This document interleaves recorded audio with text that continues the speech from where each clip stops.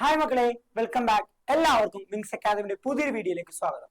അപ്പോ നമ്മൾ ഇന്ന് 9ാം ക്ലാസ് ഹിസ്റ്ററിയിലെ ഫസ്റ്റ് ചാപ്റ്ററിലെ പ്രധാനപ്പെട്ട ക്വസ്റ്റ്യൻസ് ഡിസ്കസ് ചെയ്യാനാണ് ഞാൻ നിങ്ങളുടെ മുന്നിലേക്ക് വന്നിരിക്കുന്നത്. ഓക്കെ, അപ്പോൾ നമുക്കറിയാം 9ാം ക്ലാസ് ഹിസ്റ്ററി കഴിഞ്ഞ സിലബസ് ഒക്കെ മാറിയതാണ്, കുറച്ചധികം കാര്യങ്ങൾ പഠിക്കാനുണ്ടെന്ന് അറിയാം. പക്ഷേ ഫസ്റ്റ് ചാപ്റ്റർ കണ്ടപ്പോൾ നിങ്ങൾക്ക് എല്ലാവർക്കും മനസ്സിലായിട്ടാണ് ഫസ്റ്റ് ചാപ്റ്റർ ഭയങ്കര എളുപ്പമാണ്. കാരണം എന്താണ്, നമ്മൾ 8ാം ക്ലാസ്സിൽ പഠിച്ച അതേ ചാപ്റ്റർ തന്നെയാണ്, അതിന് കുറച്ച് കാര്യങ്ങൾ കൂടുതലായിട്ട് പഠിക്കാനുള്ളൂ അല്ലെ. അപ്പോ ആ കാര്യങ്ങളൊക്കെ തന്നെ വീണ്ടും പഠിക്കാനുള്ളതുകൊണ്ട് നമുക്ക് വലിയ ബുദ്ധിമുട്ടില്ല നമുക്ക് മനസ്സിലായി. അപ്പൊ ഭയങ്കര എളുപ്പത്തിൽ പഠിക്കാനുള്ള കാര്യം നമുക്ക് എന്തായി മനസ്സിലായി. 9ാം ക്ലാസ് ഹിസ്റ്ററിയിലെ ഫസ്റ്റ് ചാപ്റ്റർ ഭയങ്കര എളുപ്പത്തിൽ പഠിക്കാൻ പറ്റിയ ചാപ്റ്ററാ, വലിയ ബുദ്ധിമുട്ടില്ല. കാരണം ഇതിൽ കൂടുതലും കാര്യങ്ങൾ എവിടെ പഠിച്ചതാ, 8ാം ക്ലാസ്സിൽ പഠിച്ചതാ നമുക്ക് മനസ്സിലായി. അപ്പൊ അത്രയും കാര്യങ്ങളൊക്കെ ഒന്ന് റിവൈൻഡ് ചെയ്ത് നോക്കാനും ആലോചിക്കാനും ഓർത്തെടുക്കാനും നിങ്ങളുടെ മെമ്മറി ഒക്കെ ഒന്ന് ബ്രഷപ്പ് ചെയ്ത് വെക്കാനും വേണ്ടിയിട്ടാണ് നമ്മൾ ഈ വീഡിയോ ഇറക്കിയേക്കുന്നത്. അപ്പോ എല്ലാവരും എന്ത് ചെയ്യുക, വേഗം തന്നെ ബുക്ക് ഒക്കെ എടുത്ത് വെച്ചിരുന്ന നമുക്ക് പഠിക്കാം. അപ്പൊ എല്ലാവരും വീഡിയോ കാണുമ്പോൾ തന്നെ എന്ത് ചെയ്യുക, ബുക്ക് എടുത്ത് വെച്ചിട്ട് ക്വസ്റ്റ്യൻസ് ഒക്കെ നോട്ട് ചെയ്ത് വെച്ചിട്ട് എന്ത് ചെയ്യണം, പഠിക്കണം. ഓക്കെ അല്ലേ? ഓക്കെ, അപ്പോ നമുക്കറിയാം ഫസ്റ്റ് ചാപ്റ്ററിന്റെ പേരെന്താണ്, മൂവിങ് ഫോർവേഡ് ഫ്രം സ്റ്റോണേജ് എന്നാണ് അല്ലെ. ശിലായുഗത്തിൽ നിന്ന് മുന്നോട്ടേക്ക് എന്നാണ്, സ്റ്റോണേജിൽ നിന്ന് മുന്നോട്ടേക്ക് എന്നാണ് നമ്മുടെ പാഠത്തിന്റെ പേര് അല്ലെ. സ്റ്റോണേജിൽ നിന്ന് മുന്നോട്ടേക്ക് എന്നാണ് നമ്മുടെ പാഠത്തിന്റെ പേര്. അപ്പോ നമുക്കറിയാം എന്താണ് സ്റ്റോണേജ് എന്ന് നമുക്കറിയാം. ആദ്യം നമുക്ക് ഈ പാഠത്തിൽ പഠിക്കാനുള്ള എന്താണ് സ്റ്റോണേജ് എന്നാണ്, വാട്ട് ഈസ് സ്റ്റോണേജ് അല്ലെങ്കിൽ what do you mean by stone age എന്നാണ് നമുക്ക് ഈ പാഠത്തില് ആദ്യം തന്നെ പഠിക്കാനായിട്ടുള്ളത്. എന്താണ് stone age? Okay, humans used stones to make tools and weapons during that period. So historians describe this phase as Stone Age. എന്താ, മനുഷ്യന്മാര് കല്ല് ഉപയോഗിച്ചു. കല്ലുകൾ എന്തിനു വേണ്ടിയാ ഉപയോഗിച്ചത്?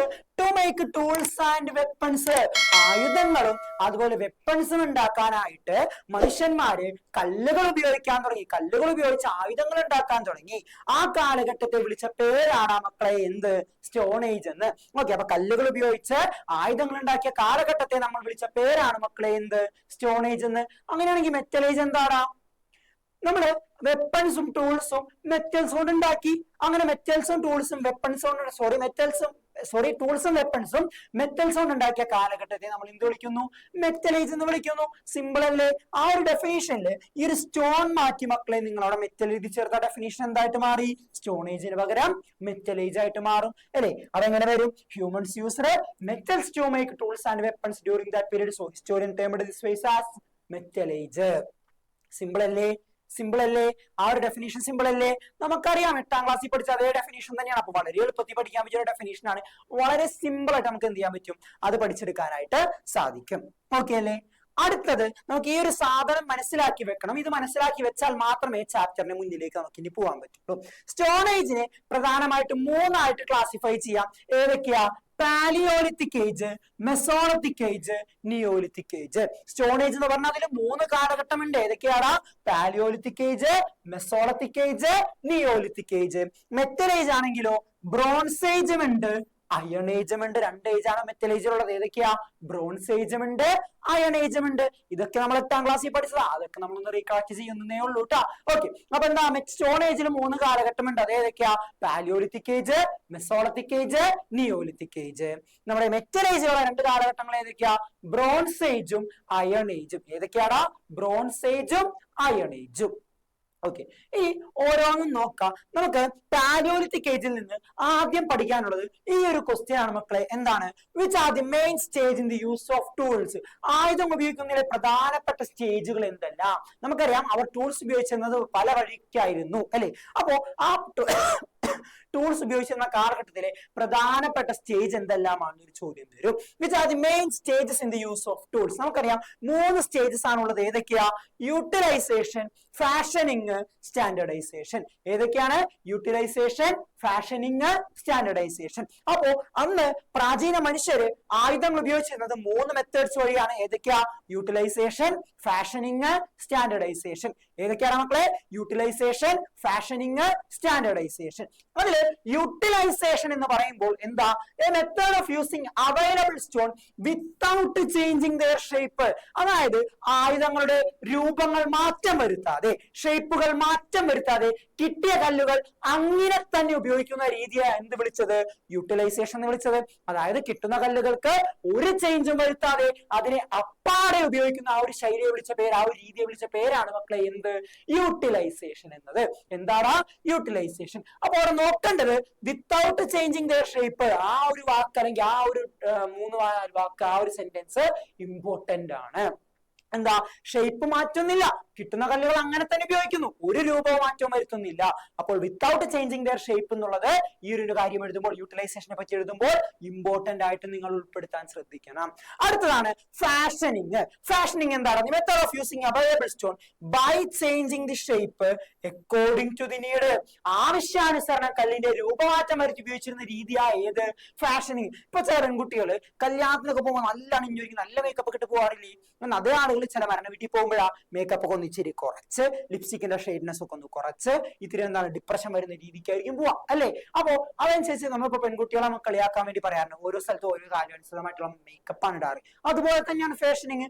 അവരുടെ ഉപയോഗം എന്താണോ, അവരുടെ ആവശ്യങ്ങൾ എന്താണോ അതനുസരിച്ചായിരിക്കും അവർ കല്ലിന് രൂപമാറ്റം വരുത്താം. കല്ലിന് രൂപമാറ്റം വരുത്തും, അത് ആവശ്യങ്ങൾക്കനുസരിച്ച് വരുത്തും. ഓക്കെ, വേട്ടയാടാനാണെങ്കിൽ അങ്ങനെ, ക്യൂ പെയിന്റിങ് വരക്കാനാണെങ്കിൽ അങ്ങനെ, അങ്ങനെ അവരുടെ ആവശ്യങ്ങൾക്കനുസരിച്ച് കല്ലിന് രൂപമാറ്റം വരുത്തുന്ന രീതിയാണ് മക്കളെ ഏത്? ഫാഷനിങ്. ഏതാടാ? ഫാഷനിങ്. യൂട്ടിലൈസേഷൻ എന്ന് പറഞ്ഞാല് കിട്ടുന്ന കല്ല് അങ്ങനെ തന്നെ ഉപയോഗിക്കുക, രൂപമാറ്റം വരുത്തുന്നില്ല. ഫാഷനിങ് എന്ന് പറഞ്ഞാൽ ആവശ്യത്തിനനുസരിച്ച് കല്ലിന്റെ രൂപങ്ങൾ മാറ്റിക്കൊണ്ടേയിരിക്കുന്നു, അതാണ് ഫാഷനിങ്. അങ്ങനെയാണെങ്കിൽ എന്താണ് സ്റ്റാൻഡേർഡൈസേഷൻ? സ്റ്റാൻഡേർഡൈസേഷൻ എന്ന് പറഞ്ഞാൽ മക്കളെ the method of making specific tool for each purpose. ഓരോ പർപ്പസിനും വേണ്ടി, ഓരോ ആവശ്യങ്ങൾക്ക് വേണ്ടി ഓരോ ടൂൾസ് ഉണ്ടാക്കി വെക്കാം. വേട്ടയാടാൻ വേണ്ടി അതിന് മാത്രം കുറച്ച് ടൂൾസ് ഉണ്ടാക്കി വെക്കാം. പെയിന്റിങ് വരക്കാനാണെങ്കിൽ അതിന് മാത്രം കുറച്ച് ടൂൾസ് ഉണ്ടാക്കി വെക്കാം. ഇനി വല്ല മരങ്ങളോ അങ്ങനെയുള്ള സാധനം മുറിക്കാനാണെങ്കിൽ അതിനുള്ള ടൂൾസ് മാത്രം ഉണ്ടാക്കി വെക്കാം. അങ്ങനെ ഓരോ ആവശ്യങ്ങൾക്കനുസരിച്ച് ടൂൾസ് സെപ്പറേറ്റ് ഉണ്ടാക്കി വെക്കുന്നതിനാണ് മക്കളെ എന്ത് വിളിക്കുന്നത്? സ്റ്റാൻഡേർഡൈസേഷൻ എന്ന് പറയുന്നത്. അപ്പൊ 3 മെത്തേഡാണ് ടൂൾസ് ഉപയോഗിക്കുന്നതിൽ ഉണ്ടായിരുന്നത്. ഏതൊക്കെയാ? Utilisation, fashioning, standardisation. അതിലെ യൂട്ടിലൈസേഷൻ എന്ന് പറഞ്ഞാൽ എന്താണ്? Using available stone without changing the shape. രൂപമാറ്റം വരുത്താതെ കല്ലുകൾ ഉപയോഗിക്കുന്നതാണ് യൂട്ടിലൈസേഷൻ. ഫാഷനിങ് എന്ന് പറഞ്ഞാൽ using available stones by changing the shape according to the need. എന്താണ്? ആവശ്യത്തിനനുസരിച്ച് രൂപമാറ്റം വരുത്തി ഉപയോഗിക്കുന്നതാണ് ഫാഷനിങ്. എന്താ standardisation? method of using different stone tools for different purpose അല്ലെങ്കിൽ each purpose. ഓരോ പർപ്പസിന് വേണ്ടി, ഓരോ മെത്തേഡിന് വേണ്ടി, ഓരോ ഉപയോഗത്തിന് വേണ്ടി ആവശ്യാനുസരണം ടൂൾസ് മാറ്റി ഉപയോഗിച്ച് വെക്കുക, അല്ലെങ്കിൽ അതിനുവേണ്ടി സെപ്പറേറ്റ് ടൂൾസ് ഉണ്ടാക്കി വെക്കുക, ഉപയോഗിക്കുക എന്നതാണ് ഇതിന്റെ പ്രത്യേകത, സ്റ്റാൻഡേർഡൈസേഷന്റെ പ്രത്യേകത. ക്ലിയർ അല്ലേടാ? സിമ്പിൾ അല്ലേ? അപ്പോ അത് നമ്മൾ വളരെ എളുപ്പത്തിൽ പഠിച്ചു. ഇതൊരു 3 മാർക്കിന്റെ ചോദ്യമാണ്. പരീക്ഷയ്ക്ക് 3 മാർക്കിന് ചോദിക്കുന്ന ഒരു ചോദ്യമാണ് മക്കളെ ഇത്. അപ്പോ ഇത് പഠിച്ചു കഴിഞ്ഞാൽ നമ്മൾ 3 മാർക്ക് വളരെ എളുപ്പത്തിൽ എന്ത് ചെയ്തു? നേടിയെടുത്തു കഴിഞ്ഞു. സിമ്പിൾ അല്ലേ? വളരെ എളുപ്പത്തിൽ പഠിച്ചില്ലേ? അങ്ങനെയാണെങ്കിൽ അടുത്ത ക്വസ്റ്റ്യൻ പഠിച്ചാലോ? ഓക്കെ. അപ്പോ അടുത്തതാണ് മക്കളെ, എന്താണ് കോറ്, എന്താണ് ഫ്ലേക്സ് എന്ന് പഠിക്കണം. കോർ ടൂൾസ് എന്താണ്, ഫ്ലേക്ക് ടൂൾസ് എന്താണെന്ന് പഠിക്കണം. ഓക്കെ, എന്താണ്? when a piece of stone is broken into 2 or more pieces, largest piece is called core and smallest piece is called flake. അതായത് വലിയൊരു കഷ്ണം കല്ലെടുക്കുകയാണേ, ആ വലിയ കഷ്ണം കല്ലിനെ ഞാൻ വലിയൊരു കഷ്ണം കല്ലെടുത്തു. ഈ വലിയൊരു കഷ്ണം കല്ലിനെ ഞാൻ ഇടിച്ചു പൊട്ടിക്കുകയാണ്. അങ്ങനെ പൊട്ടിച്ച് 2 കല്ലുകളാക്കി മാറ്റി. ഞാൻ അതിനെ 2 കല്ലുകളാക്കി മാറ്റി. അങ്ങനെ ഇടിച്ചു പൊട്ടിച്ച് ഞാനിതാ 2 കല്ലുകൾ ഉണ്ടാക്കിയെടുത്തു. നോക്കിയേ, ഇതിലേതാ വലുത്? ഇതാണ് വലുത്, ഇതാണ് ചെറുത് അല്ലെ? ഇതൊന്നിച്ച് എന്ന കല്ലായിരുന്നു. നോക്കിയേ, ഈ കല്ല് ഇങ്ങനെ ഒരു കല്ലായിരുന്നു. ഈ കല്ലിനെ ഇടിച്ചു പൊട്ടിച്ച് ഞാൻ 2 കഷ്ണങ്ങളാക്കി മാറ്റി. ഈ കല്ലിനെ ഇടിച്ച് ഞാൻ പൊട്ടിച്ചു. അങ്ങനെ 2 കഷ്ണങ്ങളാക്കി മാറ്റി. ആ 2 കഷ്ണങ്ങളാക്കിയപ്പോൾ ഒരു വലിയ കഷ്ണവും എനിക്ക് കിട്ടി, ഒരു ചെറിയ കഷ്ണവും എനിക്ക് കിട്ടി. ഓക്കെ, ഇതില് ഈ വലിയ കഷ്ണത്തിനെ വിളിക്കുന്ന പേരാണ് കോറ്. ഈ വലിയ കഷ്ണത്തിനെ വിളിക്കുന്ന പേര് കോറ്. നോക്കിയേ, when a piece of stone is broken into 2 or more pieces, ഒരു പീസ് ഓഫ് സ്റ്റോൺ ഉണ്ടായി, അതിനെ 2 അതിലധികമോ കഷ്ണങ്ങളാക്കി മാറ്റിയാൽ largest piece is called core. അതിൽ വലിയ കഷ്ണത്തിന് എന്ത് വിളിക്കും?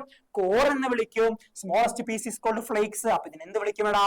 ഫ്ലേക്സ് എന്ന് വിളിക്കും. അപ്പൊ കോർ എന്താണ്, ഫ്ലേക്സ് എന്താന്ന് മനസ്സിലായേ? കോർ എന്താണ്, ഫ്ലേക്സ് എന്താന്ന് മനസ്സിലായേ? വലിയൊരു കഷ്ണം പാറയെ, വലിയൊരു കഷ്ണം കല്ലിനെ ഇടിച്ചു പൊട്ടിച്ച് കഷ്ണങ്ങളാക്കി മാറ്റിയാൽ ഉള്ളതിൽ ഏറ്റവും വലിയ കഷ്ണത്തിനെ കോർ എന്നും ബാക്കിയുള്ള ചെറിയ കഷ്ണങ്ങളെ ഫ്ലേക്സ് എന്നും വിളിക്കുന്നു. ഇനി എന്താണ് core tools? Tools made of core stone are called core tools. ഞാൻ ഈ കോർ സ്റ്റോൺ ഉപയോഗിച്ചുകൊണ്ട്, ഈ കോർ ഉപയോഗിച്ചുകൊണ്ട് ഞാൻ ആയുധങ്ങൾ ഉണ്ടാക്കുകയാണെങ്കിൽ അത്തരം ആയുധങ്ങളെ എന്ത് വിളിക്കും? കോർ ടൂൾസ് എന്ന് വിളിക്കും. ഞാൻ ഈ കോർ സ്റ്റോൺ ഉപയോഗിച്ച് ടൂൾസ് ഉണ്ടാക്കിയാൽ അതിനെ എന്ത് വിളിക്കും? കോർ ടൂൾസ് എന്ന് വിളിക്കും. അങ്ങനെയാണെങ്കിൽ ഞാൻ ഈ ഫ്ലേക്സ് ഉപയോഗിച്ച് കല്ലുകൾ ഉണ്ടാക്കിയാലോ, ആയുധങ്ങൾ ഉണ്ടാക്കിയാലോ അതിനെ ഫ്ലേക്ക് ടൂൾസ് എന്നും വിളിക്കും. കോർ കൊണ്ടുണ്ടാക്കുന്ന കല്ലുകൾ കോർ ടൂൾസും, ഫ്ലേക്ക് കൊണ്ടുണ്ടാക്കുന്ന കല്ലുകൾ ഫ്ലേക്ക് ടൂൾസുമാണ്. ക്ലിയർ അല്ലേ മക്കളെ? സിമ്പിൾ അല്ലേ? മനസ്സിലായേ? എളുപ്പത്തിൽ പഠിച്ചേ.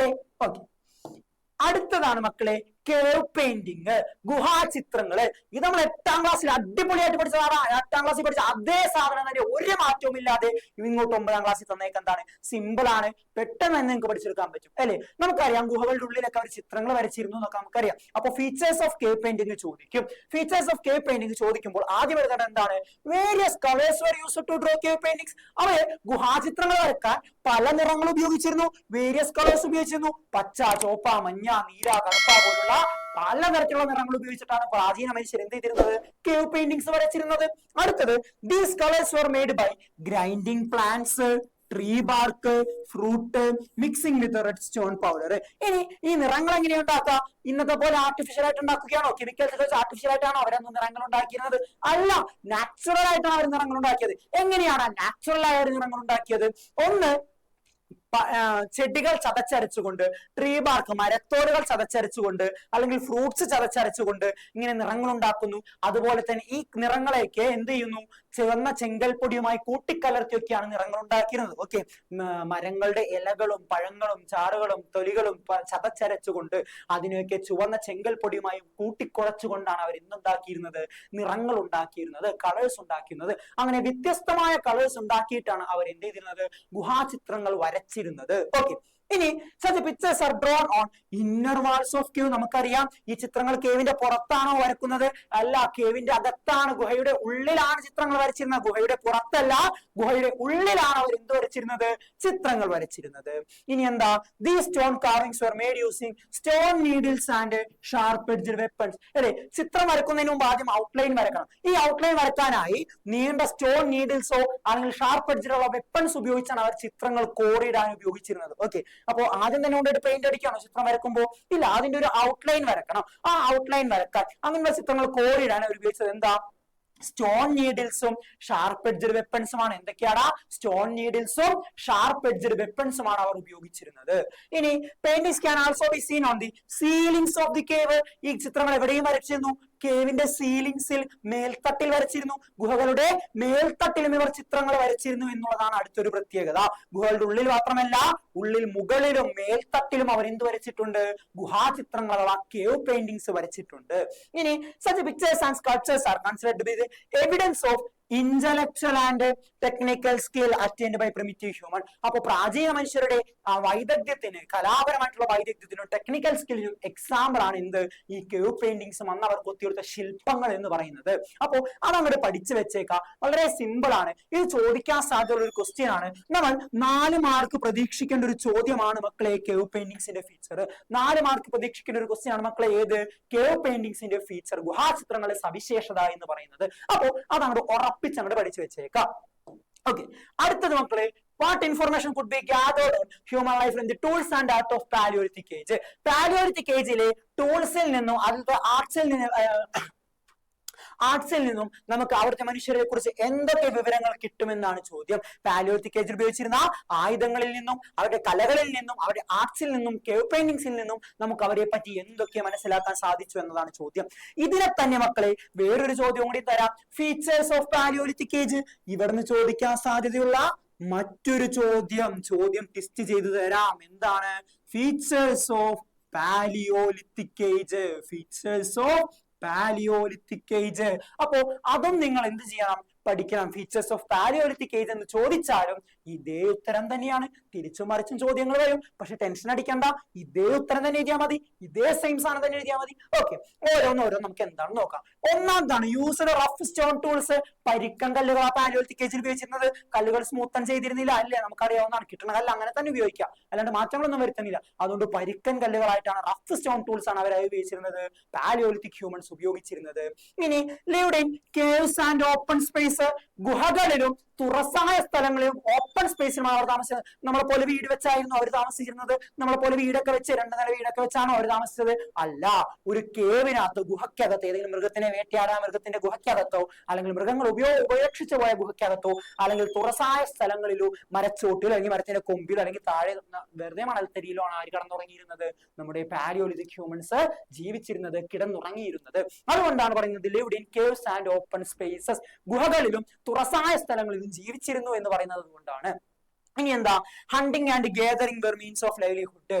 വേട്ടയാടാൻ പോകുന്നതും അതുപോലെ സാധനങ്ങൾ ശേഖരിച്ചു വെക്കുന്നതുമായിരുന്നു അവരുടെ ജീവിതത്തിലെ പ്രധാന ഹോബി അല്ലെങ്കിൽ പ്രധാന ജീവിത രീതി എന്ന് പറയുന്നത്. അല്ലാതെ പ്രത്യേകിച്ച് പണിക്കൊന്നും പോയിരുന്നില്ല.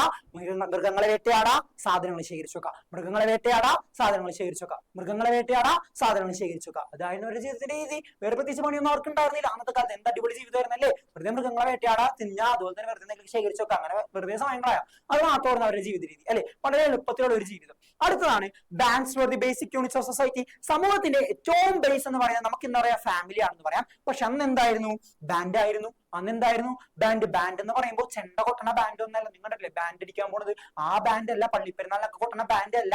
ബാൻഡ് ആയിരുന്നു സമൂഹത്തിന്റെ ബേസിക് യൂണിറ്റ്. ഇന്ന് ഫാമിലി എന്ന് പറയുന്നത് പോലെ അന്ന് എന്തായിരുന്നു, ബാൻഡ് ആയിരുന്നു. ഇന്ന് ഫാമിലി ആണെങ്കിൽ അന്ന് എന്തായിരുന്നു മക്കളെ, ബാൻഡ് ആയിരുന്നു.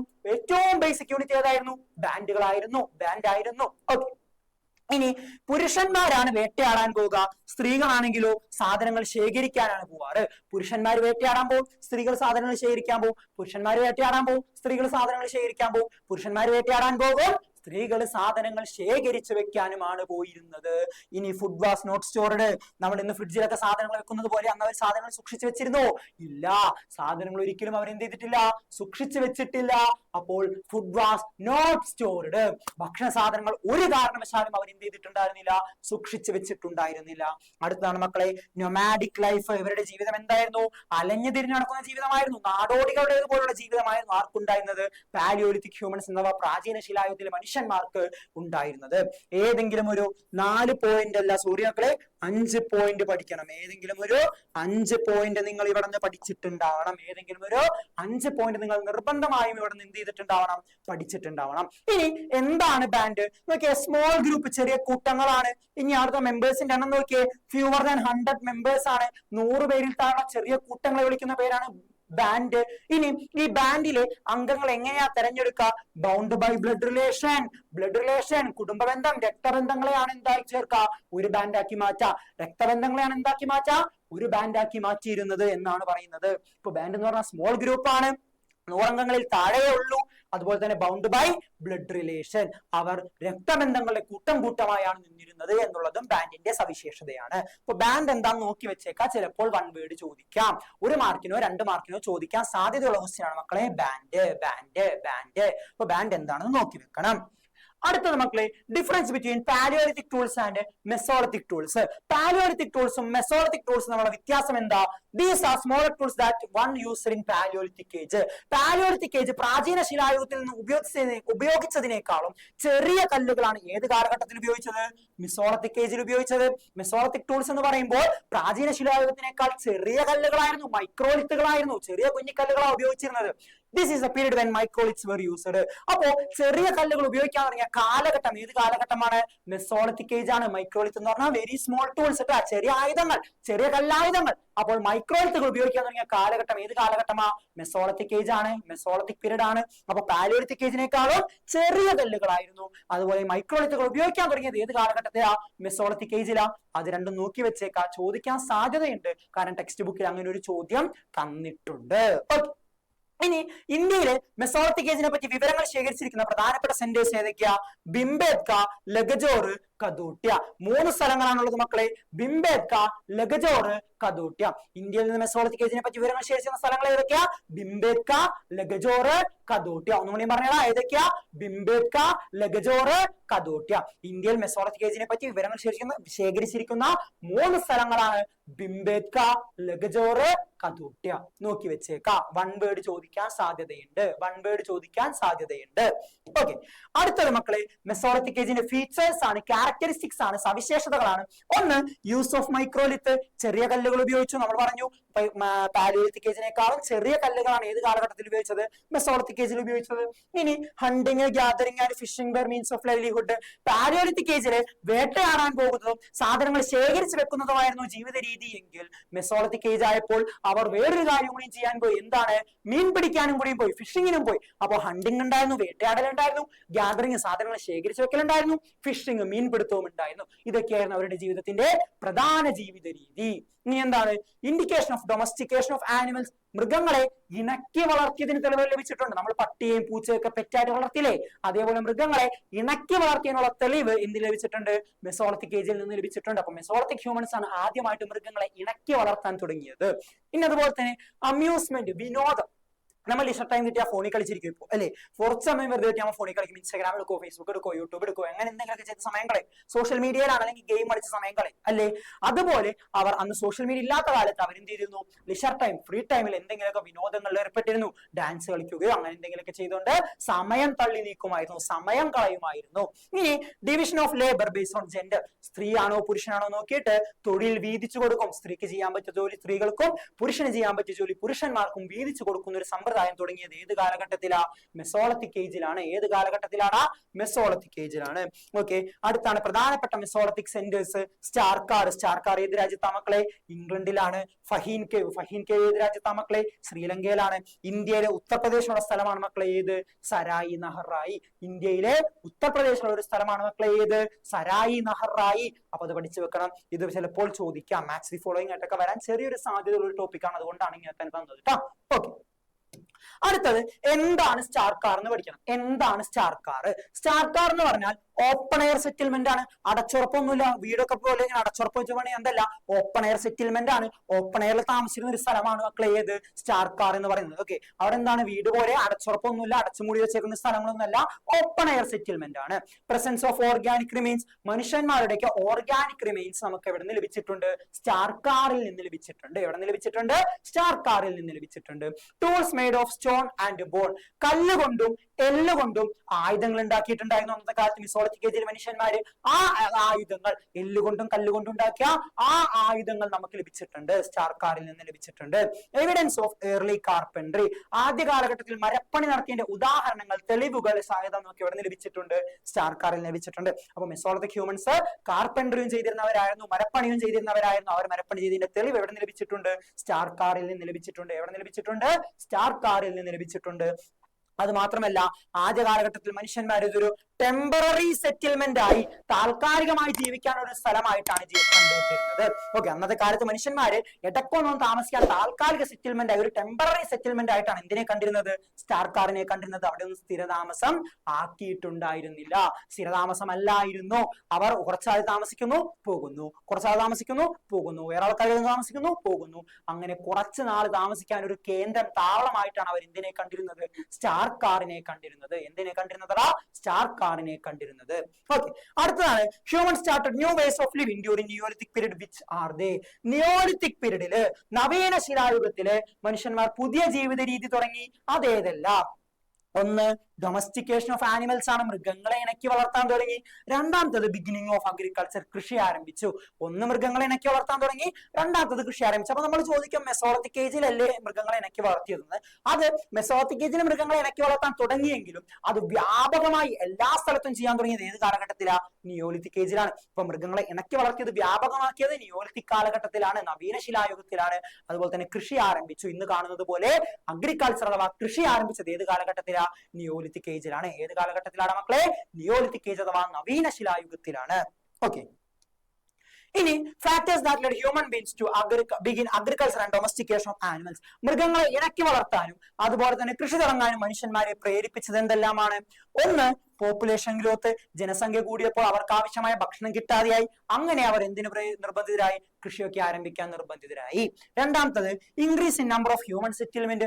വീടുകളുടെ എണ്ണം വർദ്ധിച്ചു, ആളുകൾ സ്ഥിരതാമസമാക്കാൻ തുടങ്ങി. അങ്ങനെ വീടുകളുടെ എണ്ണം കൂടിയപ്പോൾ കൃഷി ആരംഭിക്കാനും മൃഗങ്ങളെ ഇണക്കി വളർത്താനും അവർ നിർബന്ധിതരായി. Complex social organisation. ജനസംഖ്യ കൂടിയപ്പോൾ നമ്മൾ പറഞ്ഞു ബാൻഡ് പോലെയുള്ള ബേസിക് യൂണിറ്റ് ഒക്കെ മാറി, സൊസൈറ്റിയുടെ ഓർഗനൈസേഷൻ തന്നെ മാറി, സൊസൈറ്റിയുടെ ഒരു സിസ്റ്റം തന്നെ മാറി. ഒരു കുറച്ചു പേരുള്ള ഒരു കൂട്ടം എന്നുള്ള സിസ്റ്റം തന്നെ മാറിക്കൊണ്ട് വലിയൊരു ആൾക്കാർ വിഭാഗം ഉൾപ്പെടുന്ന, വലിയൊരു വിഭാഗം ജനങ്ങൾ ഉൾപ്പെടുന്ന ഒരു സൊസൈറ്റി എന്ന നിലയിലേക്ക് മാറി.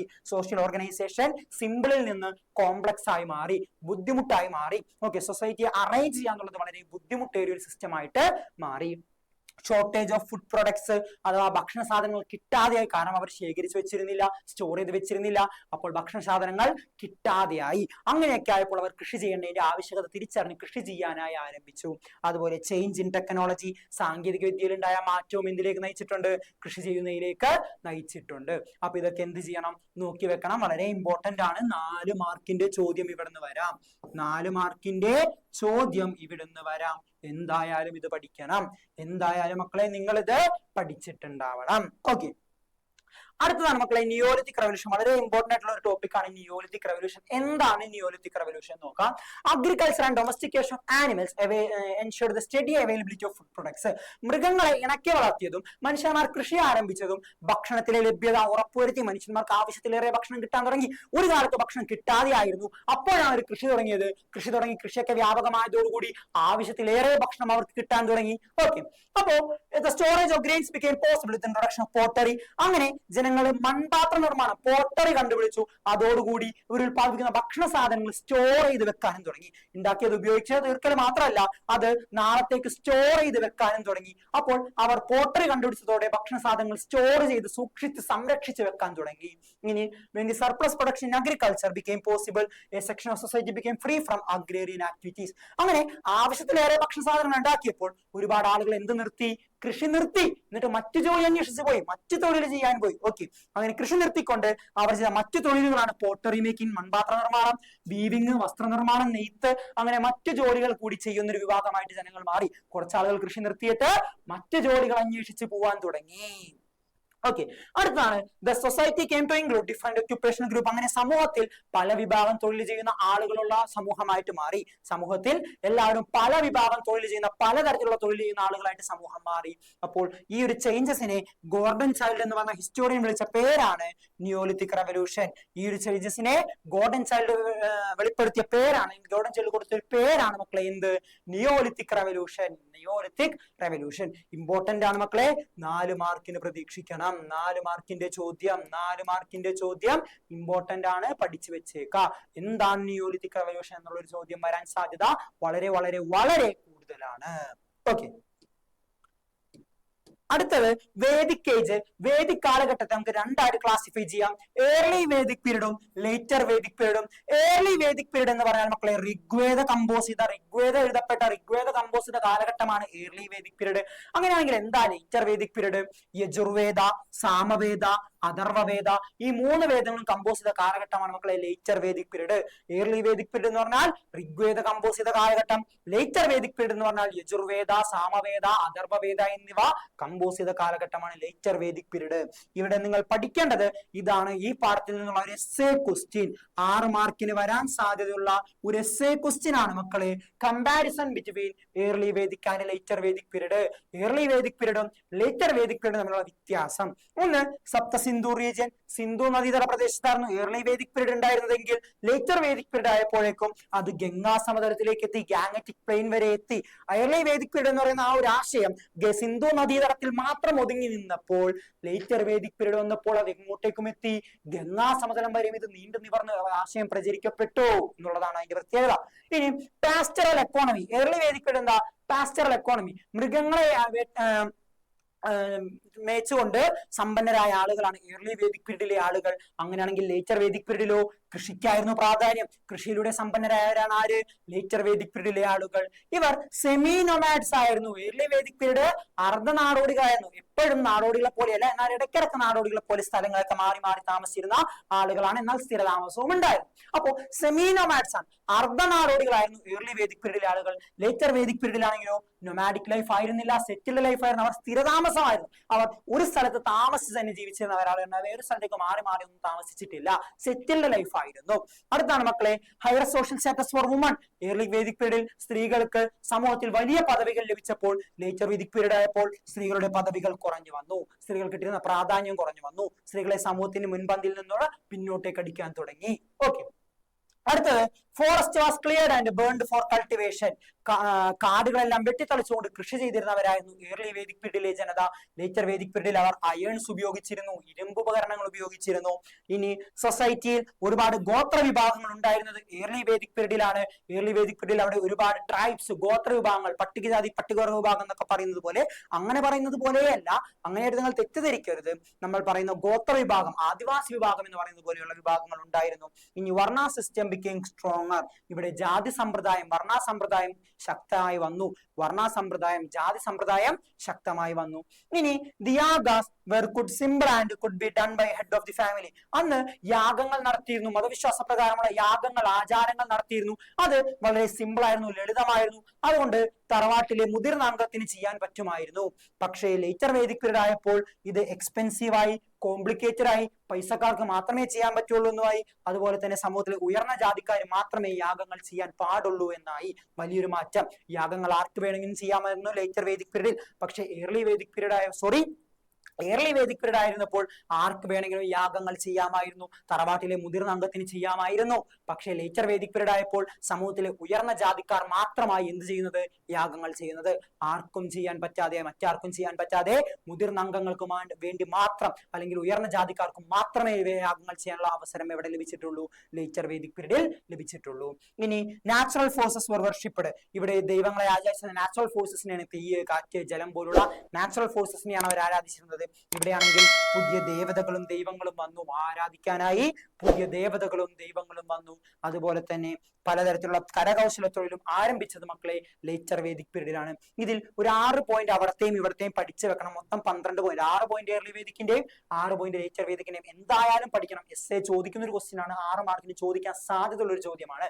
ഒരു 100% അല്ലെങ്കിൽ 96% ഇവിടെ എന്ത് വരാം? ഈ പാർട്ടിയിൽ നിന്ന് ഈ ഒരു ക്വസ്റ്റ്യൻ എസ്സേ ആയിട്ട് വരാൻ സാധ്യതയുണ്ട്. അത്രയും ഇമ്പോർട്ടന്റ് ആണ്. അപ്പൊ ഇത് എന്തായാലും നോക്കി വെക്കണം, ഇത് പഠിച്ചിട്ടുണ്ടാവണം. ഓക്കെ, ഇത് പഠിക്കാതെ നിങ്ങൾ ക്ലാസ്സിലേക്ക് പോകരുത്. ഓക്കെ, വളരെ സിമ്പിൾ ആയിട്ടുള്ള ഒരു പാഠമാണ്. നമുക്ക് ഓടിച്ചിട്ട് പറയാനേ ഉണ്ടായിരുന്നുള്ളൂ. വളരെ സിമ്പിൾ ആയിട്ട് വളരെ എളുപ്പത്തിൽ എന്താണ് ഡിസ്കസ് ചെയ്യാൻ പറ്റിയ ഒരു പാഠമാണ്. കാരണം നമ്മൾ 8ാം ക്ലാസ്സിൽ ഒരു പഠിച്ചതാണ് അല്ലേ. അപ്പൊ അതുകൊണ്ട് നമുക്ക് എന്ത് ചെയ്യാൻ വലിയ ബുദ്ധിമുട്ടൊന്നും വന്നിട്ടില്ല. ഈ ഒരു ലേറ്റർ വേദിക് പീരീഡും ഏർലി വേദിക് പീരീഡും നമ്മൾ ആദ്യമായിട്ട് കേൾക്കണത്. അതുപോലെ തന്നെ നിയോളിത്തിക് റെവല്യൂഷൻ, അത് 2-3 കൂടി നന്നായിട്ട് പഠിക്കുക. അതുപോലെ തന്നെ ബാക്കിയുള്ളതൊക്കെ ഒന്ന് വായിച്ച് നോക്കി മനസ്സിലാവാത്തണെങ്കിൽ ഒന്ന് പഠിക്കുക. അപ്പൊ എല്ലാവരും എന്ത് ചെയ്യണം? നന്നായിട്ട് പഠിക്കണം. ഓക്കെ, അപ്പൊ എല്ലാവർക്കും വീഡിയോ ഇഷ്ടപ്പെട്ടെന്ന് വിചാരിക്കുന്നു. വീഡിയോ ഇഷ്ടപ്പെട്ടാൽ ലൈക്ക് ചെയ്യുക, ഷെയർ ചെയ്യുക, സബ്സ്ക്രൈബ് ചെയ്യുക. അതുപോലെ തന്നെ എന്ത് ചെയ്യുക? നിങ്ങളുടെ വിലയേറിയ കമന്റ്സ്, എന്തെങ്കിലുമൊക്കെ മാറ്റങ്ങൾ വരുത്തണമെങ്കിൽ, അങ്ങനെ എന്തെങ്കിലും നിങ്ങൾ സജഷൻസ് ഉണ്ടെങ്കിൽ അതൊന്ന് കമന്റ് ബോക്സിൽ അറിയിക്കാം. Okay, by.